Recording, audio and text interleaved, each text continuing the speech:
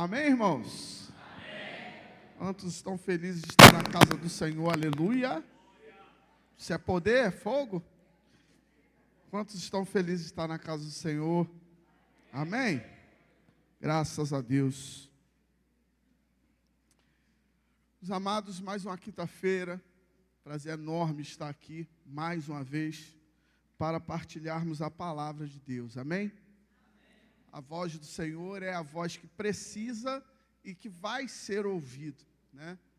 Que eu seja apenas um instrumento dessa voz nessa noite. Na semana passada, nós iniciamos uma série que se chama Andando com Deus. E agora, essa quinta-feira, nós vamos falar um pouco mais sobre esse tema.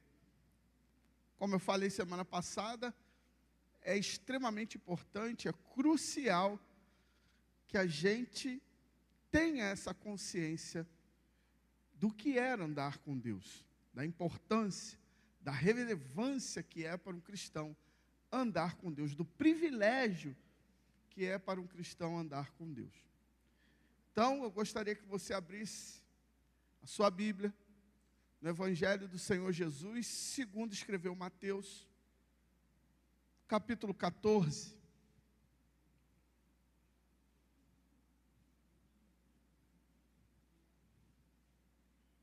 Evangelho de Jesus Cristo, segundo o relato de Mateus, capítulo 14.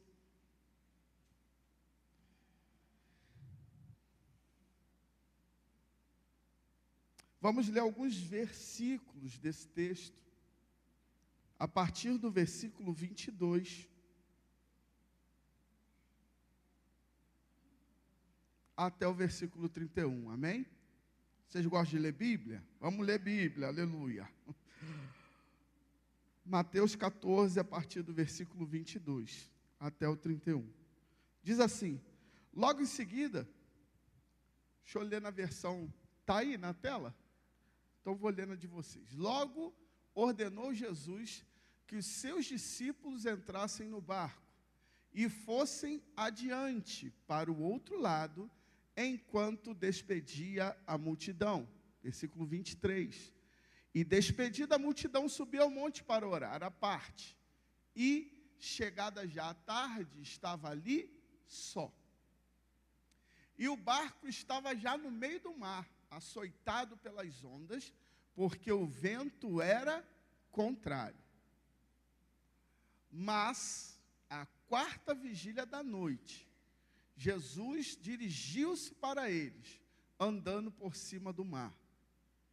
E os discípulos, vendo-o andando sobre o mar, assustaram-se, dizendo, é um fantasma, e gritaram com medo. Jesus, porém, lhes falou logo, dizendo, tende bom ânimo, sou eu, não temais. Respondeu-lhe Pedro, e disse, Senhor, se és tu, manda-me ir ter contigo por cima das águas. E ele disse, vem. E Pedro, descendo do barco, andou sobre as águas para ir ter com Jesus. Mas, sentindo o vento forte, teve medo. E começando a ir para o fundo, clamou, dizendo, Senhor, salva-me. Logo Jesus estendeu a mão, segurou e disse-lhe, homem de pequena fé, por que duvidaste? Amém, irmãos? O texto que está diante de nós, texto de Evangelho segundo o relato de Mateus, o capítulo 14, ele nos mostra uma sequência de fatos, de assuntos. E eu queria esclarecer um pouco o que está acontecendo aqui nesse capítulo, antes da gente entrar precisamente naquilo que Deus me trouxe para trazer a essa igreja. Capítulo 14, Jesus primeiro é informado sobre a morte de João Batista.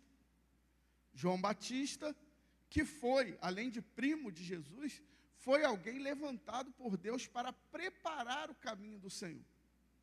Esse termo é interessante porque preparar o caminho do Senhor e endireitar as veredas era algo muito interessante naquela época, porque era exatamente isso que se fazia quando um rei ia visitar um local. Então, se o rei ia visitar um povoado, uma terra distante, um rei era uma personalidade muito importante. Então, todo um requisito de segurança era necessário ser feito para que esse rei pudesse entrar naquela localidade.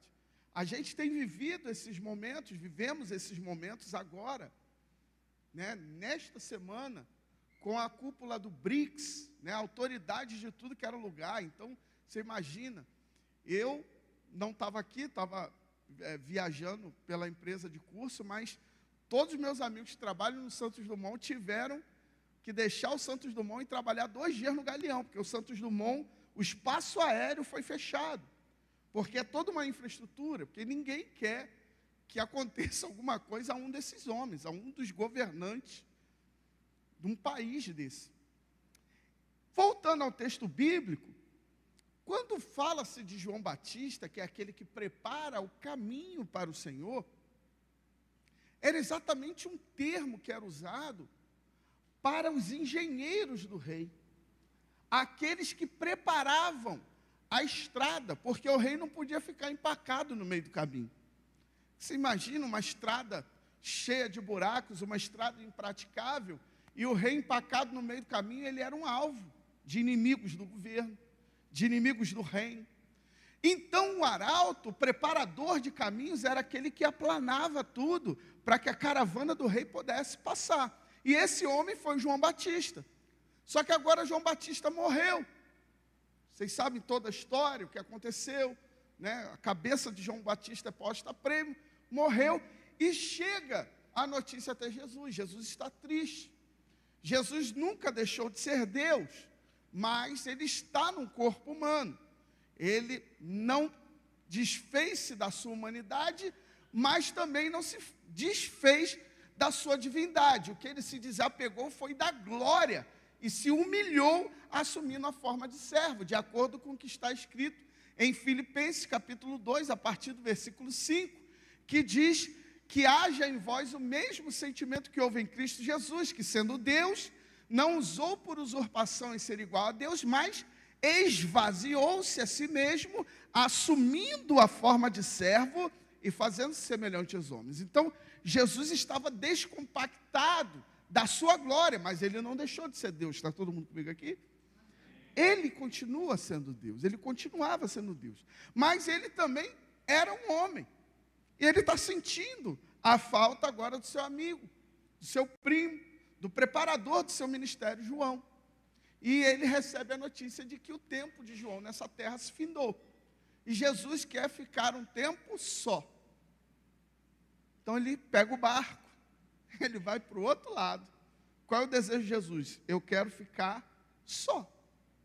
Quero ter um tempo comigo, um tempo sozinho. Só que Jesus era um pastor, né? E tem pastores aqui com muito mais experiência e vivência que eu. Quando Jesus salta do barco, do outro lado, uma multidão veio até ele, andando a pé, para receber alguma coisa de Jesus. O que Jesus vai fazer? Vai se mover de íntima compaixão e vai alimentar a multidão com a palavra de Deus. Ser pastor, às vezes, é isso. É você querer ficar sozinho, mas a multidão está sedenta. E aí você tem que alimentar a multidão. Você tem que falar que Deus cura e, às vezes, enfermo. Você tem que falar que Jesus liberta com o coração sangrando. Você tem que falar sobre traição sendo traído. Esse pastor é o pastor que Jesus era. E ele começou a alimentar aquela multidão com a palavra. Vai ficando tarde, você já conhece o relato mais acima. E o que acontece? Um pouquinho antes dos versículos que lemos. A multidão vai ficando faminta, agora não mais espiritualmente, vai ficando faminta fisicamente, com fome. E Jesus vai, para encurtar a história, multiplicar pães e peixe. Vai botar a multidão distribuída e vai haver uma multiplicação. 5 pães e 2 peixes, sobraram 12 cestos. Sobraram 12 cestos. Você consegue entender isso aqui? Jesus fez algo tão grandioso, que no final, o que sobrou não é 5 pães e 12 peixes, e 2 peixes. São 12 cestos. Olha a grandeza do milagre que Deus acabou de operar. Que Jesus acabou de operar. Depois de feita essa grandiosidade, Jesus fala para os seus discípulos. E o texto que nós lemos, na NTLH, diz assim, que Jesus insistiu com os seus discípulos, para que eles fossem para o outro lado. E que ele iria, depois, ele iria despedir a multidão. E terminado de despedir a multidão, ele iria seguir após os seus discípulos. Jesus despede a multidão, sobe o monte e vai ficar um tempo sozinho. Fazer o que na verdade era o propósito dele quando desembarcou naquela praia. Ficar um tempo sozinho, em oração, em comunhão, lamentando talvez também a morte de João, por que não? Mas fato é, perceba agora, uma questão muito importante. Vamos olhar agora para os amigos, para as pessoas mais próximas de Jesus. Aqueles que andaram com Jesus durante 3 anos. Os discípulos de Jesus. Sim ou não? É possível você andar com alguém e ainda assim não conhecê-lo por completo. É possível você andar com alguém e ainda se surpreender com essa pessoa após algum tempo. E aqueles discípulos, por diversas vezes, Jesus fazia coisas que eles ficavam assim. Isso aí eu não conhecia. Eu não conhecia esse lado desse Jesus. Tanto é, gente, que Jesus passa 3 anos. E, entre outras coisas, Jesus vai falar para os seus discípulos tudo o que vai acontecer com ele. Que ele vai ser morto, que ele vai ser entregue aos homens maus, mas que ele vai morrer, mas que ele vai ressuscitar. Qual dos discípulos manteve aquela palavra quando Jesus morreu? Nenhum. Todos eles pensaram, Jesus morreu, acabou. Acabou-se a esperança, acabou a expectativa, morreu. Ninguém percebeu que o próprio Jesus que falou que iria morrer, ao 3º dia, iria se levantar dos mortos. Eles não perceberam isso, eles não tiveram a capacidade de atentar para essa situação. Então é possível você estar próximo, mas distante do coração de alguém. Sabe entender isso aqui, gente? E era essa a situação desses discípulos. O que vai acontecer, gente? Vamos pensar nessa cena. Chegamos aos versículos que acabamos de ler. Ora, Jesus despede os seus discípulos para o outro lado do Mar da Galileia. O Mar da Galileia, a gente sabe que na verdade é um rio, né? É um mar de água doce, chamado de mar, considerado mar, mas ele é de água doce. No Mar da Galileia era muito comum esses tipos de tempestade, porque há uma cadeia de montanhas à esquerda e à direita do Mar da Galileia, e ao norte há o maior monte daquela região, que é o Monte Hermon. Do degelo do Monte Hermon nasce o Rio Jordão. A palavra Jordão significa aquele que desce, e é isso que o Rio Jordão faz por toda aquela geografia. Ele vem descendo, ele deságua no Mar da Galileia, depois ele volta a ficar menor a sua margem, e ele continua descendo até desembocar no Mar Morto. Então era meio que comum para eles, para aqueles discípulos, principalmente para aqueles que lidavam com a pesca, entender que aquela tempestade já deveria ter acontecido algumas vezes com aqueles homens, antes até de serem discípulos de Jesus. Eles não notam, os discípulos não conseguem perceber que Jesus mandou todos eles irem adiante e não ficou barco para trás. Sim ou não?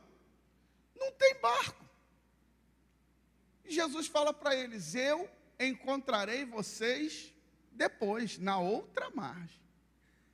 Nenhum deles, pelo texto bíblico, nenhum deles pensou muito nisso. Agora imagine o seguinte: aqueles homens acabaram de ver Jesus fazendo milagre, sim ou não?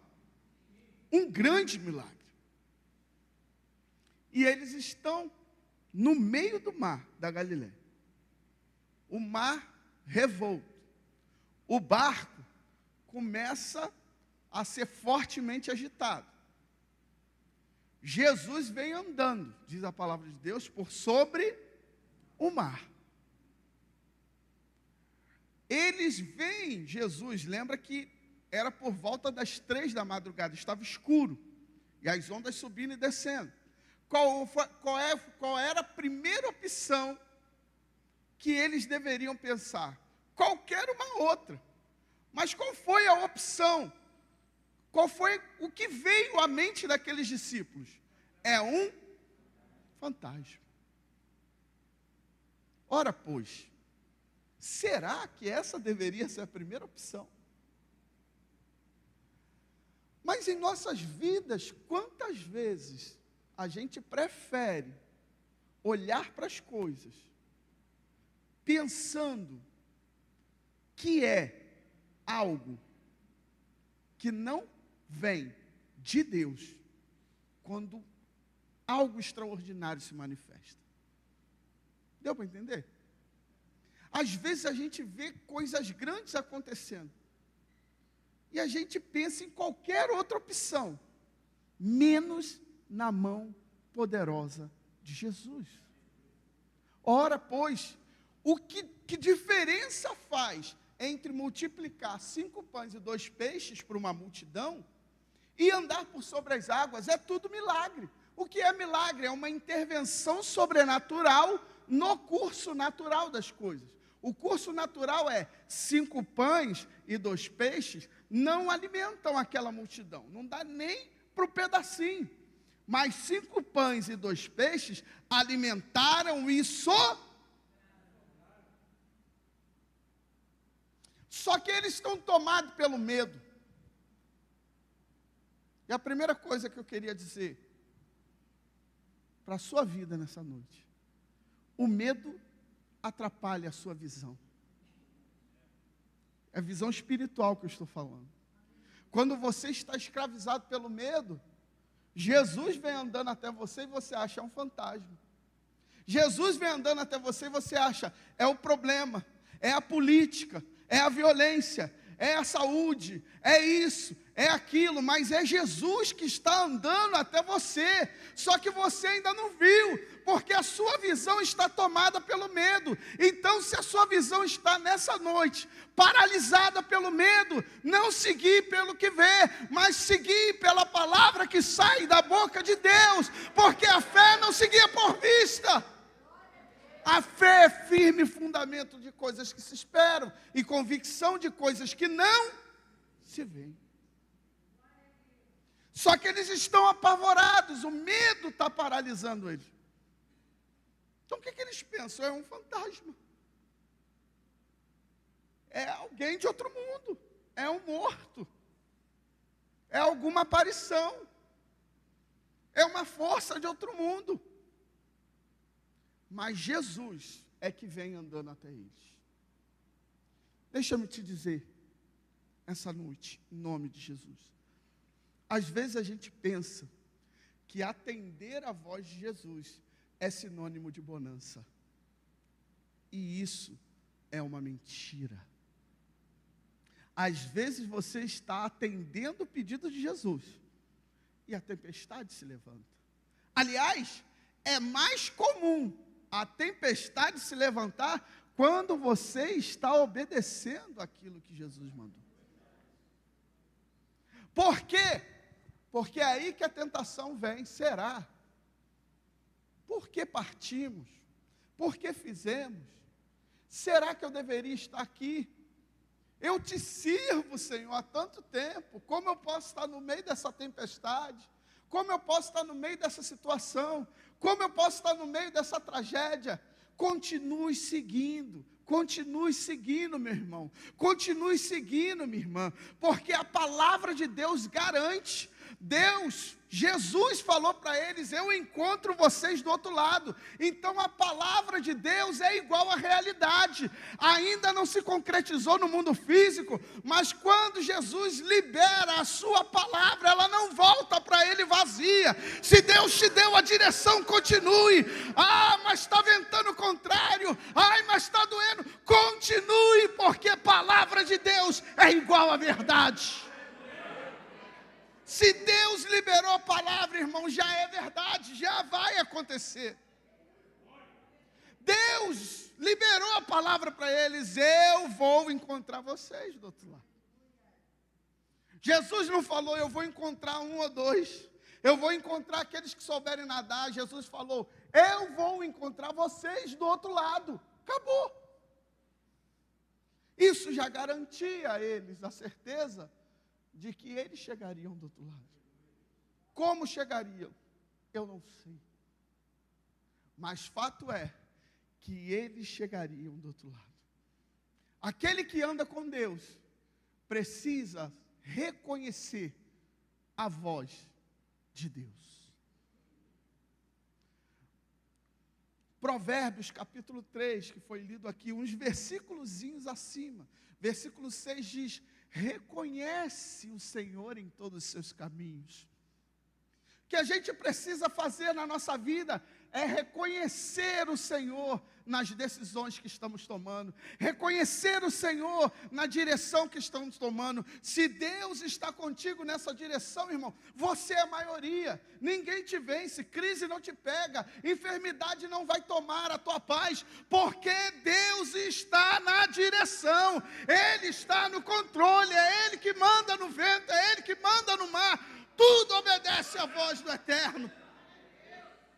Quando Deus manda, acontece. Mas aqueles homens não tinham entendido, não tinham captado aquela mensagem.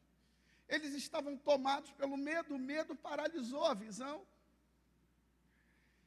E eles acham que é um fantasma. A nossa visão, ela tende a nos trair. Até a nossa visão natural, sim ou não? Imagina, você acabou de ver um filme de terror, já aconteceu comigo. Aí você vai deitar, aí alguém chega e coloca assim, ó, no cantinho lá uma jaqueta. Você não viu, você estava dormindo, aí você acorda, aquela jaqueta já vira um monstro, né? Tem alguém ali, é um espírito, até o sinal da cruz. Se a nossa visão natural tende a nos trair, assim também é quando a gente quer andar com Deus, andar na dimensão da fé e ver tudo que Deus está falando. Às vezes, Deus vai te mandar andar de olhos vendados. Deus vai falar assim, ó, vem. Mas, vem.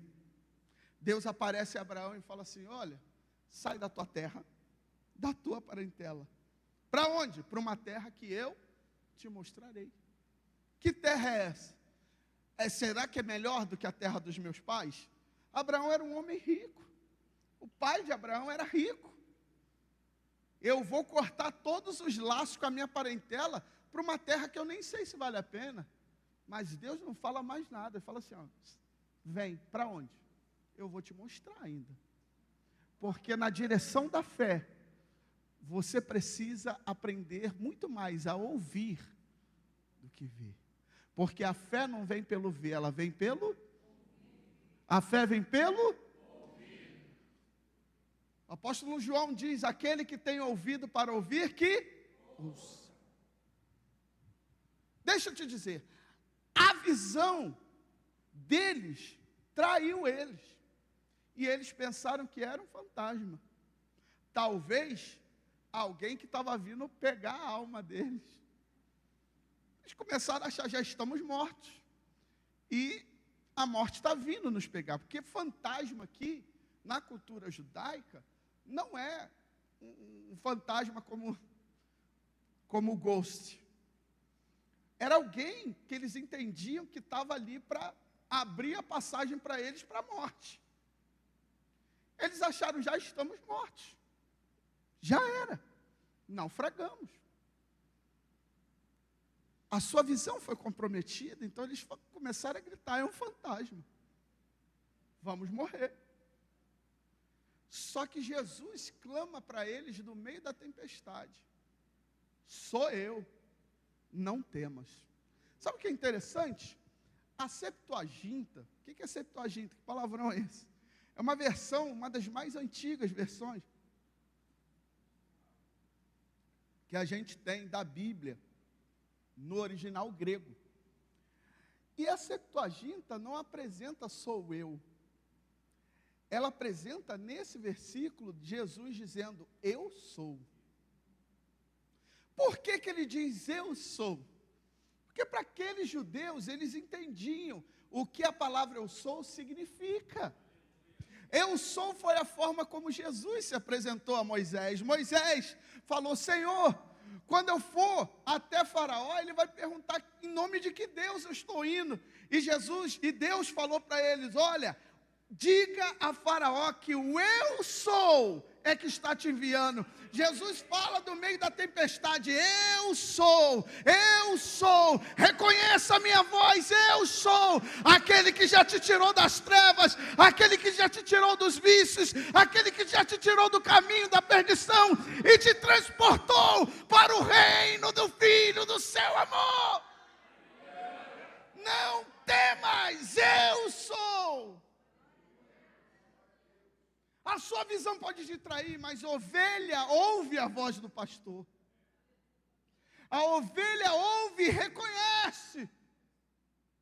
Mas o medo era tão grande, que embora reconhecendo, um deles vai levantar um desafio. O discípulo do 10-0, né? O discípulo dos extremos, seu nome era Pedro. Pedro nunca estava na média. Se Pedro fosse fazer uma prova, ele nunca estaria no 7. Ou é 10 ou é 0. Ou Pedro deu as maiores declarações de fé, ou ele chutava a bola para lá da arquibancada. Ele era literalmente uma incógnita. Mas uma coisa é certa, ele era sempre o primeiro a falar alguma coisa. Ele não tinha medo de se expor. Nem que fosse para Jesus dar uma apertada nele, mas ele falava, ele jogava para fora. E Pedro de dentro do barco vai falar, Senhor, se é o Senhor, me manda ir ter contigo por sobre as águas. Veja como apesar do medo, Pedro tinha alguma noção de que era Jesus. Por quê? Jesus fala, vem. O que ele faz? Ele vem. Ele se coloca para o lado de fora. Sim ou não? Então, tem momentos que a gente já ouviu a voz de Deus. A gente sabe que é Deus. Mas a gente fica querendo mais uma provinha, mais uma. Lembra de Gideão? Gideão sabia que quem apareceu para ele era o Senhor. Aí Gideão pede uma primeira prova. Não satisfeito, pede uma segunda prova. E Deus vai dando. Problema. Pedro desce do barco e começa a caminhar em direção a Jesus. Quantas lições preciosas há nessa caminhada. E é sobre esse andar com Jesus que eu queria falar. Pedro começa a andar em direção a Jesus. Andar em direção a Jesus nos ensina muitas coisas preciosas. Primeiro segredo do caminhar de Pedro, porque é fato, Pedro caminhou. Você já sabe o final da história, sabe que ele cai. Sim ou não? Mas ele deu uns passos. Mateus registra que ele caminhou, ele andou alguma distância. Sim ou não? Qual era o segredo para Pedro andar algumas distâncias? Manter os olhos no Senhor Jesus. Enquanto ele manteve os olhos no Senhor, ele caminhou. Quando Jesus libera a palavra, Pedro, vem. Entenda uma coisa, a palavra de Deus é chão. Pedro caminha sobre as águas, mas ele caminha sobre a palavra de Deus. Entre a água e o pé de Pedro estava a palavra. Que palavra? A palavra que estava no início de todas as coisas. O apóstolo João vai dizer que foi ele, o verbo, que fez todas as coisas. Sem ele, nada do que foi feito se fez.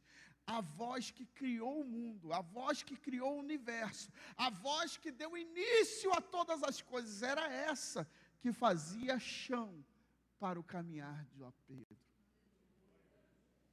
Só que, para a palavra de Deus ser verdade na nossa caminhada, os nossos olhos precisam estar no Senhor. Toda vez que eu tiro os olhos do Senhor para olhar para a circunstância, eu vou estar por conta daquilo que é natural. Quando eu estou por conta daquilo que é natural, o que é natural vai acontecer. Está entendendo? O que é nascido da carne é carne, o que é nascido do Espírito é Espírito. Tem coisas que são discernidas apenas espiritualmente. Pedro começa a andar, olhando para aquela sombra, para aquela penumbra que ele ainda não conseguiram definir naquele primeiro momento. À medida que ele vai andando, ele olha para as circunstâncias, ele olha para o vento, ele olha para aquilo que está em volta. Deixa eu fazer uma pausa aqui, para trazer um parêntese que eu não sei se você percebeu.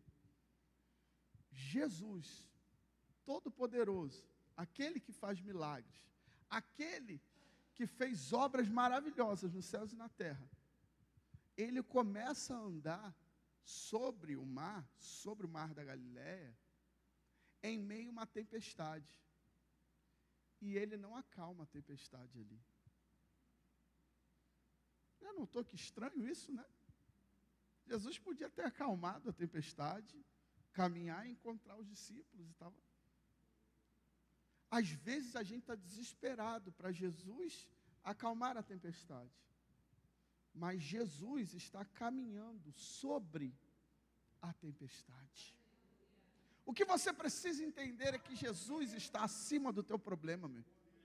O que você precisa entender é que Jesus está acima da tua dificuldade. O que você precisa entender é que Jesus está acima da tua limitação. O que você precisa entender é que Jesus está acima do teu diploma, do teu intelecto, da tua possibilidade, da tua mentalidade. Jesus está acima de tudo isso. Ele tem poder para acalmar, mas Ele vai acalmar quando Ele quiser. O desespero pela calmaria, às vezes, nos desconecta do fato de que Jesus está caminhando em direção ao barco. O que você precisa é de ver, reconhecer Jesus caminhando em direção a você. Pedro é ousado. Ele faz um voto, ele lança um desafio ousado. E à medida da ousadia de Pedro, ele começa a vir a Jesus. À medida que ele olha, como já falei, ele tende a ter medo. Ele tem medo do que ele está vendo em volta. A tempestade está forte. E Jesus, apesar de estar ali andando sobre as águas, não acalmou a tempestade. Esse é aquele momento que você olha e fala assim: por que, Senhor? Por que o Senhor não acaba logo com isso? Por que o Senhor não acaba logo com esse deserto? Por que o Senhor não resolve logo essa situação? Mas a ordem de Deus para Pedro é: vem, Pedro,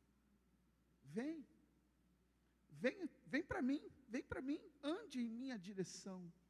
Que nós precisamos essa noite é andar em direção a Jesus. ande em direção a Jesus. Ah, mas está difícil, ande em direção a Jesus. Mas está doendo, ande em direção a Jesus. Mas meu pé está pesado, ande em direção a Jesus, porque a palavra de Deus vai sustentar você, a palavra de Deus vai sustentar a tua casa, a palavra de Deus vai sustentar a tua família, a palavra de Deus vai sustentar aqueles que ainda não foram alcançados. É a palavra de Deus que faz, a mesma palavra que ressuscitou Jesus Cristo dos mortos.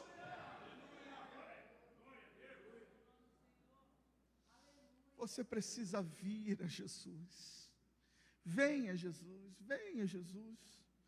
Deixe sobre Jesus o teu fardo pesado. Ande com Jesus. Quando você olhar, se você olhar para o lado, você não vai entender. Você não vai entender. Quantas coisas que Deus já te fez passar que tu fala assim, cara, como eu pude suportar? Como eu pude aguentar? Se não fosse a mão do Senhor.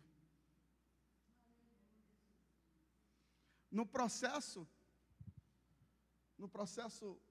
de gestação da nossa filha, Zoe, nós tivemos muitos desafios. Zoe foi um CIU, né? Teve um crescimento intrauterino restrito. E a primeira vez que a gente foi a consulta que deu errado, né? Que ela não cresceu o que deveria crescer, o mundo desabou. Porque a gente é humano. Né? A médica ainda fala assim, não, eu vou ligar direto para a sua doutora. O que a gente pensou? Tem alguma coisa que alguém não está querendo falar?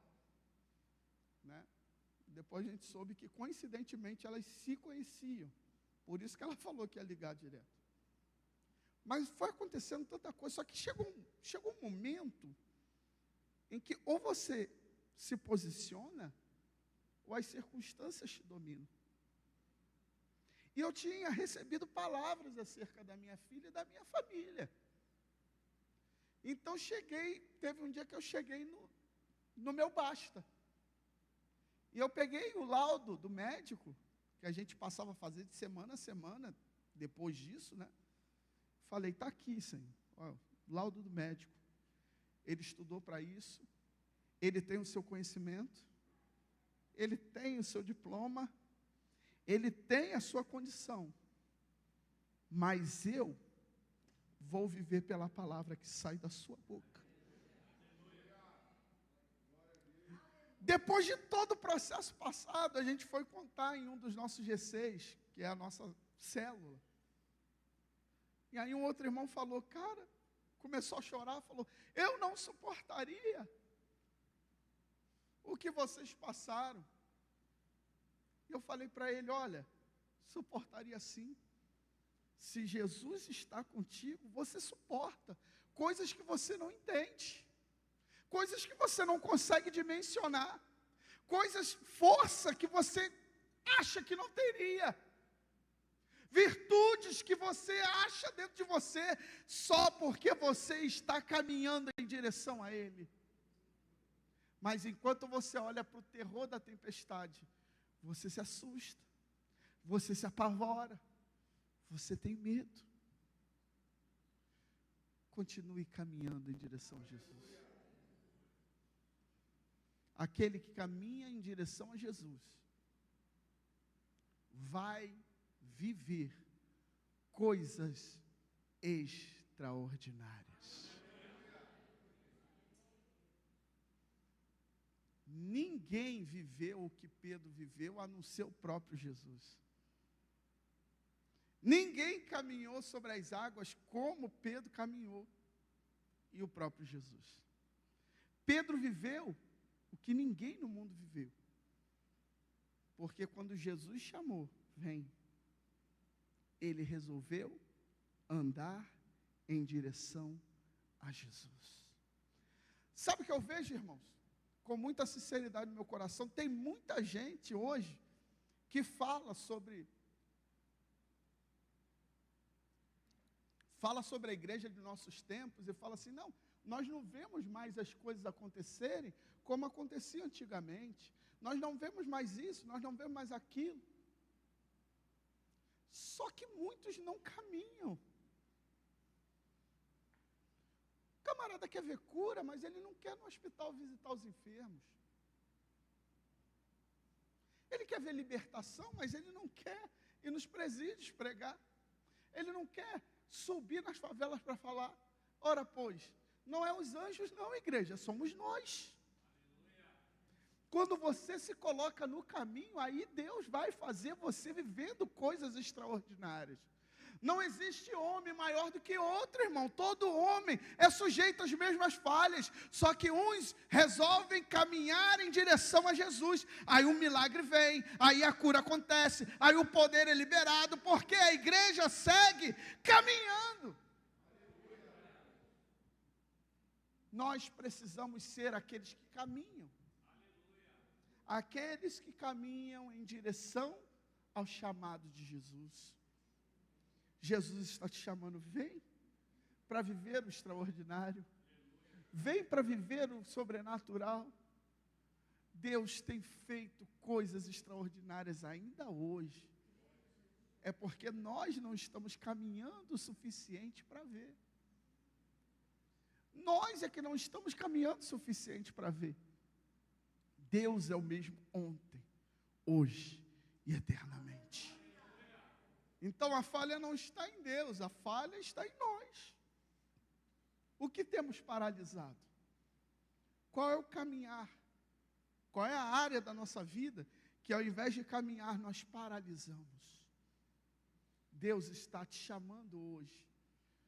Vem caminhar sobre as águas comigo. Não existe nada mais turbulento do que o nosso país ultimamente, sim ou não? Mas do meio desse Brasil turbulento, existe uma voz chamando, vem, larga o barco, vem caminhar comigo. Igreja de Cristo, vem caminhar comigo, vem caminhar em minha direção, vem caminhar sobre a crise, vem caminhar sobre a turbulência, vem caminhar sobre os problemas, vem caminhar sobre as crises. Eu te chamo, Jesus te chama hoje, vem caminhar comigo. Quantos estão dispostos a caminhar com o Senhor Jesus? Ouvindo o seu chamado. Pedro começa a caminhar e Pedro olha para a circunstância. Quando a gente olha para as circunstâncias, a matemática humana, natural, ela se faz. E no mundo do sobrenatural, a matemática natural não pode entrar. Está dando para entender, gente? Na matemática de Deus, você reparte para ter mais. Você divide e tem mais. Você doa e recebe mais. Matemática de Deus não dá lógica, irmão. Não tenta botar na calculadora, não vai fechar. Só que quando a gente quer viver pela lógica humana, o natural vai se fazer. Sim ou não? Quando ele olhou, Pedro conhecia a mar, gente. Ele era proprietário de pesca, conhecia aquele mar. Mar da Galileia não era um mar estranho a Pedro. Consegue entender? Ele conhece aquilo tudo com a palma da mão. Quando ele olhava só para Jesus, ele esqueceu de tudo que estava em volta. Falou, é ele. Só pode ser ele. Eu estou caminhando sobre as águas, então é ele. Esse poder é dele. Essa graça é dele. Essa virtude é dele. Enquanto você está caminhando, olhando para Jesus, você reconhece que é tudo dele. Mas quando você tira os olhos de Jesus, fala assim, eu não posso. Eu sou humano, como é que eu estou andando sobre as águas? Está dando para entender? Quando ele olha as circunstâncias, ele naufraga. Porque as circunstâncias não podem te levar ao chamado que Jesus tem para a tua vida. Deus está te chamando essa noite. Vem caminhar comigo. Há um chamado que não há naturalidade. Há um chamado que muitos vão olhar e vão dizer, não é possível. Como pode? O que acontece? Como essa pessoa consegue? Só que caminhar com Deus, às vezes tem momento que a gente cai mesmo, sim ou não? Às vezes tem momento que a nossa fé se torna mais frágil do que o comum e a gente naufraga. Só que com Jesus,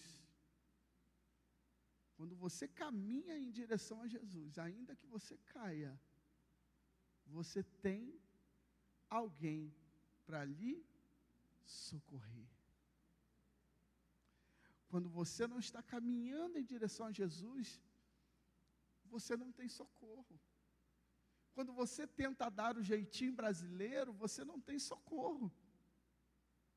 Mas quando você está caminhando em direção a Jesus, eu posso tropeçar, eu posso naufragar, eu posso até duvidar de que dessa vez eu vou conseguir romper.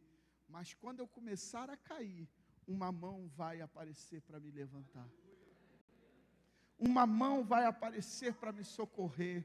Eu quero te dizer essa noite, se você na sua caminhada de fé com Deus, você naufragou, você caiu, você olhou para a circunstância e falou, não, eu não tenho como fazer isso, humanamente não dá, e você naufragou, há uma mão aqui esta noite, que está puxando você de volta à posição, que está trazendo você de volta à posição, que está trazendo o seu ministério de volta à posição, que está trazendo a sua vida de volta à posição, que está trazendo a sua espiritualidade de volta à posição.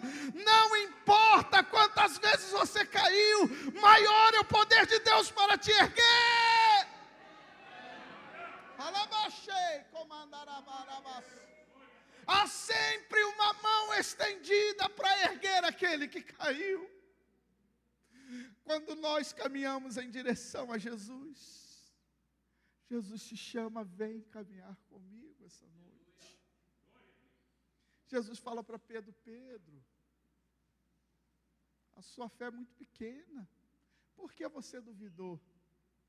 Mas antes de corrigir Pedro, Jesus socorre Pedro. O problema é, às vezes, a gente quer inverter o tratamento. Primeiro você socorre o caído. Depois você trata do caído. Se você quiser disciplinar o caído, enquanto ele está caído, ele vai se afogar. Consegue entender isso aqui, gente, em nome de Jesus? Se você está próximo de alguém que está caído, levanta ele. Levanta, traz ele para Cristo, traz ele para a igreja, traz ele para casa, traz ele para a comunhão. E aí ensina para ele como andar olhando para Jesus, o autor e o consumador da nossa fé.